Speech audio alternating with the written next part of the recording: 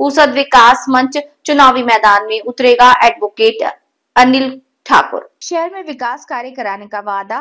Advocate Anil Thakur ने रविवार को एक पत्रकार सम्मेलन में जानकारी दी कि आगामी मनपा चुनाव में पुसद विकास मंच शहर के समग्र विकास और भ्रष्टाचार मुक्त प्रशासन के मुद्दों पर महापौर और नगर सेवक पद की सभी सीटों पर चुनाव लड़ेगा।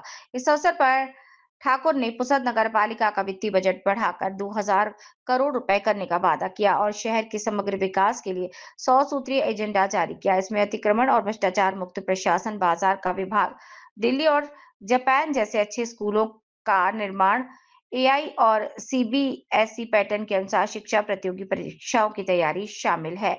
एडवोकेट अनिल ठाकुर वार्ड में एक बगीचा है भवन, प्रत्येक महिला पुरुष के लिए अत्याधुनिक व्यायामशाला, विशाल खेल परिसर, घरकुल योजना से झुग्गी झोपड़ी मुक्त शहर, सभी लेआउट में खुले स्थानों का विकास, शहर में 7 अत्याधुनिक मॉल, 1000 दुकान समूहों का निर्माण, उद्योग व्यापार के लिए मार्गदर्शन और प्रशिक्षण, शुद्ध पेयजल की आपूर्ति, नगरपालिका का नया विशाल प्रशासनिक भवन, नगरपालिका कर्मचारियों के लिए आवास, उचित स्थानों पर ऑटो स्टैंड, वाहन पार्किंग व्यवस्था, परिवहन व्यवस्था में सुधार, शहर की सीमा का विस्तार आदि पर ध्यान देने की आवश्यकता, प्लास्टिक प्रदूषण मुक्त शहर, हॉल जो अधूरे अवस्था में उन्हें पूरा करना, पत्रकार भवन, गौशाला, शहर के सांस्कृतिक वैभव को बढ़ाना आदि शामिल है।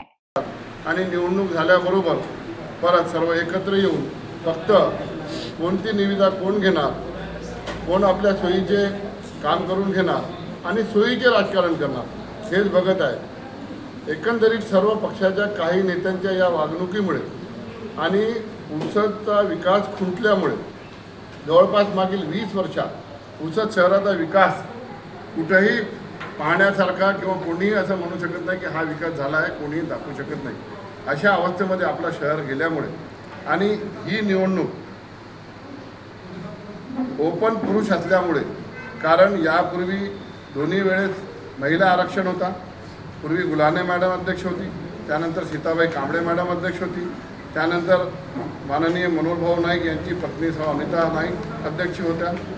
सतत 3 वेळा महिला अध्यक्ष राहिल्यानंतर हे ओपन नगराध्यक्षासाठी चुनाव ही निवडणूक होत आहे आणि ही महत्त्वाची निवडणूक आहे की इथून पुसद शहराचा विकास होणार की आणखीन पुसद शहर अधोगतीला जाणार। एकंदरीत हे सर्व पाहून आम्ही पुसद विकास मंचची स्थापना केली।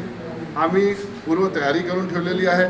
पुसद विकास मंचाकडून नगराध्यक्ष पदाकरिता माझे स्वतःचे ॲडव्होकेट अनिल ठाकूर यांचे नाव समोर आलेले आहे आणि त्याचबरोबर सर्व 31 जागावर आमचे उमेदवार आम्ही निश्चित केलेले आहेत। पूर्व तयारी आम्ही केलेली आहे। तरुण युवक, समाजसेवक, सुशिक्षित असे युवकांची एक फळी आम्ही उभी केलेली आहे। इतर कुठल्या पक्षाचं जर आपल्याला समर्थन मिळालं तर अध्यक्षपदावर आपला दावा राहणार आहे? अध्यक्षपदावर माझा दावा मी कायम ठेवणार आहे। जर इतर पक्षांची सोबत आमची युती झाली तरी अध्यक्षपद आणि आमचे ठराविक नगरसेवकांचे वाढ आहे ते आम्ही घेणार आणि नंतर युती करणार। आणि या बाबतीत आमच्याकडे 2-3 पक्षाकडून बोलणं सुरू आहे, त्यांच्याकडून बी ऑफर आलेली आहे की आम्ही युती करण्यास तयार आहोत आणि तुम्ही या, नगराध्यक्षपद तुम्हाला देऊ, इतर काही नगरसेवकच्या पदावर तडजोड करून आपण एकत्र येऊन लढू।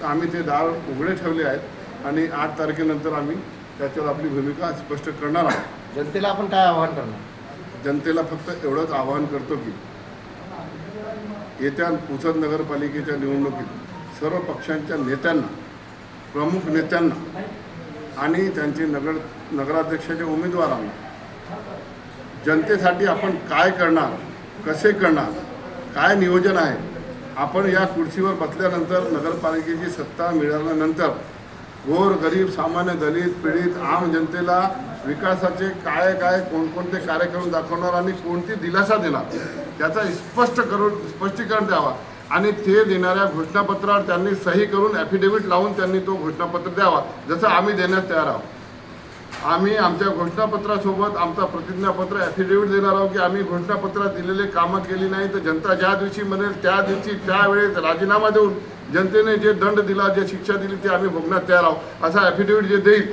त्यांना निवडणुकीच्या रिंगणात यावं।